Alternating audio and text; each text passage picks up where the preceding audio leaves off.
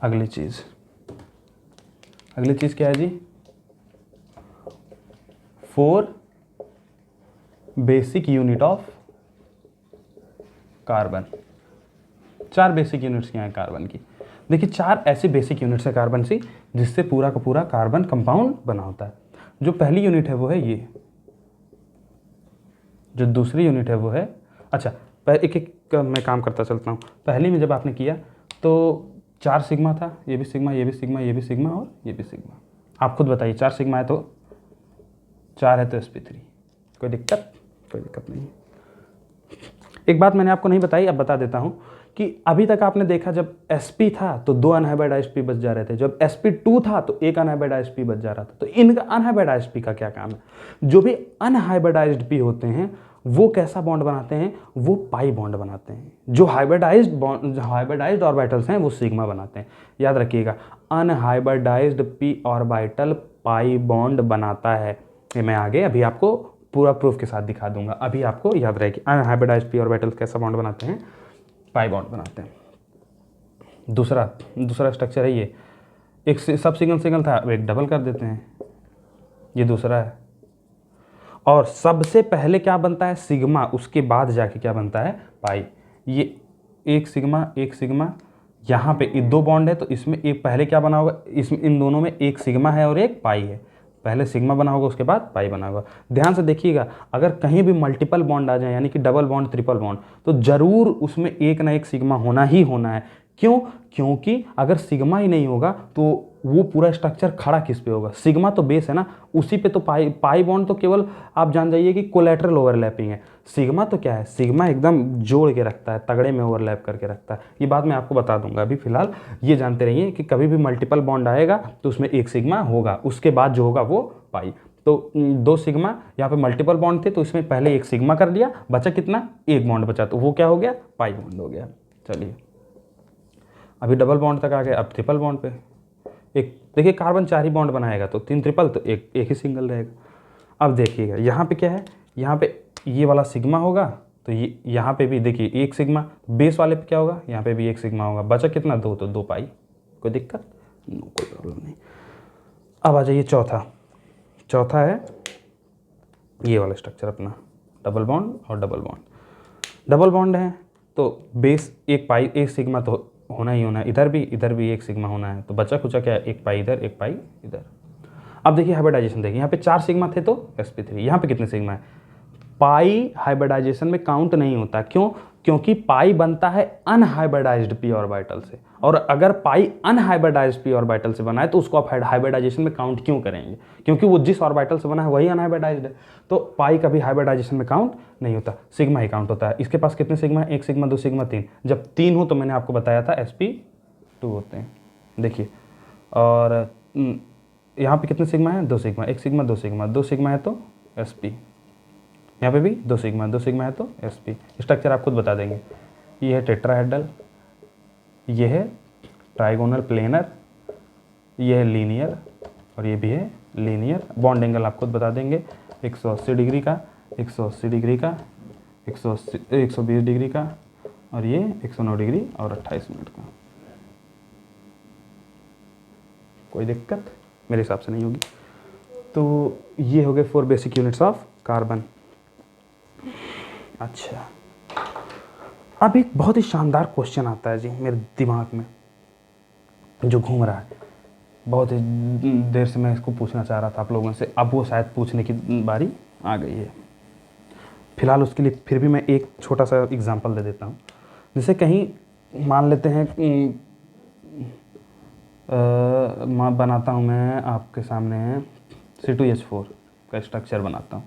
देखिए C2H4 क्या बनाएंगे कैसे, तो मैं इसका स्ट्रक्चर बना देता हूँ। उसके लिए छोटी सी चीज़ आपको सिखा देता हूँ।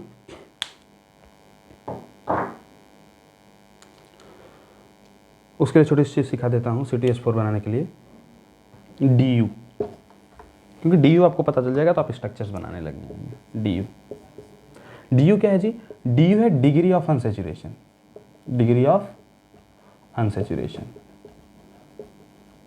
इसका मतलब क्या है, डिग्री ऑफ अनसैचुरेशन का मतलब क्या है। पहली बात तो सैचुरेशन और अनसैचुरेशन क्या होता है ये समझ लेते हैं। जब भी कार्बन केवल सिंगल बॉन्ड से लिंक होगा तो उसको सैचुरेटेड कार्बन कहेंगे, और जब भी कार्बन में मल्टीपल बॉन्ड्स आ जाएंगे, कार्बन कार्बन के बीच में, कार्बन ऑक्सीजन के बीच की बात नहीं कर रहा मैं, कार्बन कार्बन के बीच में जब मल्टीपल बॉन्ड आ जाए, चाहे वो डबल हो चाहे हो ट्रिपल, तो वो हो जाता है अनसैचुरेशन। तो अनसैचुरेशन जब भी आएगा इसका मतलब उसमें डबल बॉन्ड या फिर ट्रिपल बॉन्ड है कार्बन में। तो कैसे पता पाएंगे कि किसी कार्बन एटम में डबल बॉन्ड या फिर ट्रिपल बॉन्ड आएगा? उसी चीज़ की मेजरमेंट को कहते हैं DU, डिग्री ऑफ अनसैचुरेशन। देखिए जब भी अल्केन में, देखिए जनरल फार्मूला होता है, जैसे जो भी फंक्शनल ग्रुप आप पढ़ेंगे आगे चल के, चाहे अल्कोहल हो, चाहे कीटोन हो, चाहे ईथर हो, ईस्टर हो, एसिड हो, तो कोई भी फंक्शनल ग्रुप हो उसका एक जनरल फार्मूला होता है। अल्केन भी एक फंक्शनल ग्रुप है तो उसका भी एक जनरल फार्मूला है। मैं केवल अल्केन का बता रहा हूँ, आगे चल के सबका डिस्कस करेंगे। अल्केन का जनरल फार्मूला होता है CnH2n+2। ये किसका है जी? अल्केन का, अल्केन का जनरल फार्मूला है। और इससे हम लोग सारे स्ट्रक्चर, जैसे अगर N1 रख देते हैं, N1 रखें, N बराबर 1 रखें तो क्या आता है? देखिए 1 और H2+2, C1H2+2, यानी कि क्या आ गया? C1 है तो कुछ नहीं लिखेंगे, ऐसे ही रहने देंगे। H2+2 मतलब 4, CH4, 1 रखे तो CH4 आ गया। ये क्या होता है? मिथेन। अल्केन मतलब यहाँ पे एक कार्बन था तो मिथेन हो गया। ये तो क्या हो गया जी? ये मिथेन हो गया आपका। देखिए और मीथेन का ये किस फार्मूला से आया? अल्केन के जनरल फार्मूला। अगर 2 रखेंगे, यहाँ पे 2 रखेंगे तो ये आ जाएगा C2 और H4 और धन 2 तो 6, C2H6 आ जाएगा। ये आ जाएगा 2 रखने पे C2H6 आ जाएगा। तो ये जनरल फार्मूला किसका है? अल्केन का। तो डिग्री ऑफ अनसैचुरेशन से इससे क्या मतलब है? डिग्री ऑफ अनसैचुरेशन से बहुत इसका अच्छा लिंक है। वो क्या है कि जब भी अल्केन के जनरल फार्मूला में 2 हाइड्रोजन की कमी आने लगे तो 1 DU हो जाता है। यानी कि अल्केन के जनरल फार्मूला में जब भी 1 हाइड्रोजन मॉलिक्यूल की कमी आ जाएगी, -1 hydrogen molecule is equal to 1 DU। जितने हाइड्रोजन मॉलिक्यूल की कमी उतना DU। 1 हाइड्रोजन की मॉलिक्यूल की कमी तो 1 DU। देखिए मैं हाइड्रोजन मॉलिक्यूल कह रहा हूँ, हाइड्रोजन एटम नहीं। हाइड्रोजन मॉलिक्यूल में पहले ही 2 हाइड्रोजन होते हैं। तो अल्केन का जनरल फार्मूला बनाएंगे, उसमें जितने हाइड्रोजन की कमी होगी उसको 2 से भाग दे देंगे, वही DU आएगा। जैसे 2 हाइड्रोजन की कमी तो 2, उसको 2 से भाग दिए तो 1 DU। 4 हाइड्रोजन की कमी तो 4 भागे 2 तो 2 DU। ठीक है, एग्जाम्पल से दिखाता हूँ आपको। एग्जाम्पल से देखिए, जैसे C2H4 है, अल्केन का जनरल फार्मूला अगर आप निकालते तो C2 यानी कि N क्या है? 2, तो इस 2 रखते तो क्या आता? 2 रखते तो आप देखिए C2H6 आता है ना। 2 और यहाँ पे क्या हो जाता? 2 × 2 4 और +2 6, तो C2H6 आता। लेकिन यहाँ पे क्या है? C2H4 है। तो कितने हाइड्रोजन मॉलिक्यूल की कमी, या फिर कितना हाइड्रोजन कम है? 2 हाइड्रोजन कम है। 2 हाइड्रोजन कम है यानी तो 2 भागे 2 यानी कि 1 DU आ गया। DU कितना आ गया? 1 DU आ गया। DU 1, इसका मतलब इसके अंदर 1 डबल बॉन्ड तो प्रेजेंट होना ही होना है, तभी DU 1 आया है। और एग्जांपल देखिए C3H6, अब 3 क्योंकि यहाँ पे C3 है तो N3 हो गया। 3 यहाँ पे तो 3 दूनी 6 धन 2 8, तो C3H8 होना चाहिए। क्या होना चाहिए? होना क्या चाहिए था? C3H8, लेकिन है क्या? C3H6। कितनी हाइड्रोजन मॉलिक्यूल की कमी है? 1 हाइड्रोजन मॉलिक्यूल की कमी है और 2 हाइड्रोजन की कमी है। चाहो आप कोई सा भी कर लें।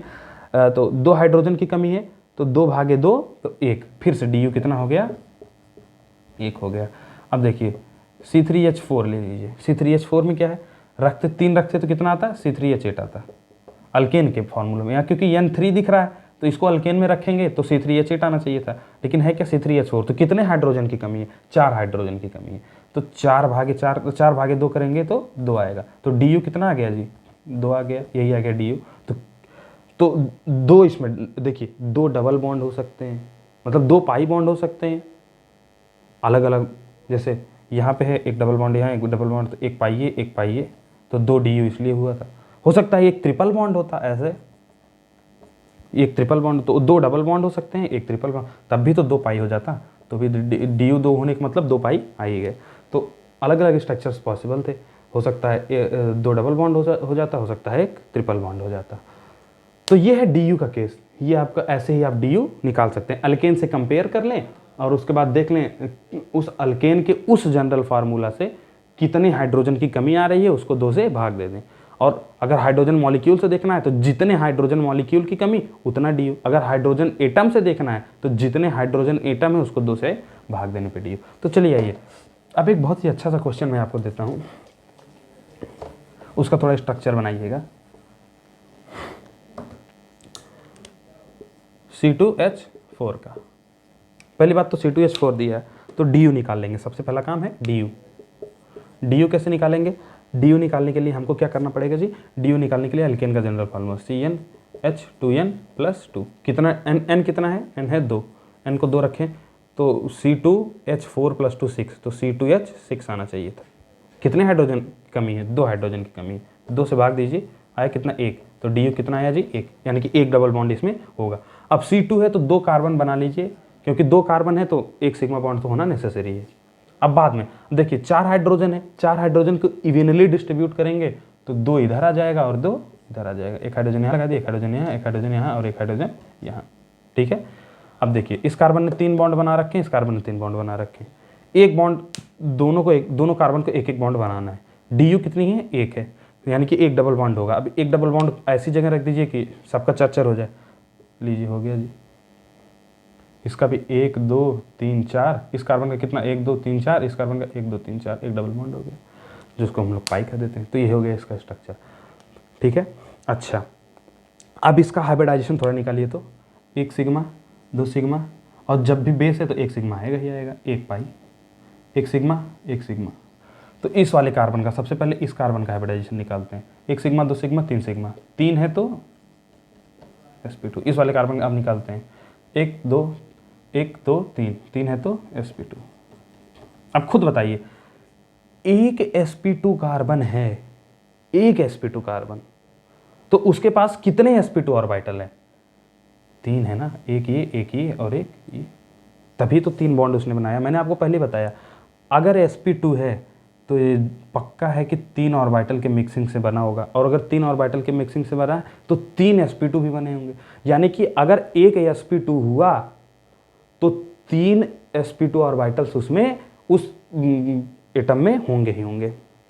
आइए एक क्वेश्चन कराता हूँ IIT JEE मेंस 2020 अटेम्प्ट का।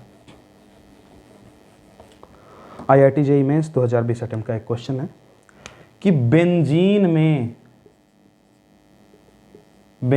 में कितने sp2 ऑर्बिटल्स प्रेजेंट हैं? ये तो मैं आपको सिंपली लिख दे रहा हूं, बेंजीन में कितने sp2 orbitals, hybridised orbitals present है, बताइए। बेंजीन का स्ट्रक्चर बना देता हूं आपकी सहूलियत के लिए।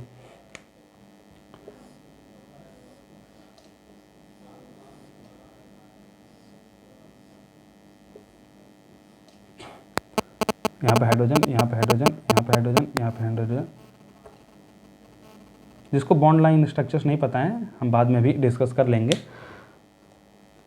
लेकिन आप ये जानिए कि जो कोने होते हैं वो कार्बन होते हैं और जो स्ट्रेट लाइनें खींची हैं वो बॉन्ड हैं। बॉन्ड के किनारे किनारे जो लिखा है वो उससे जुड़ा हुआ, कार्बन से जुड़े हुए एटम से।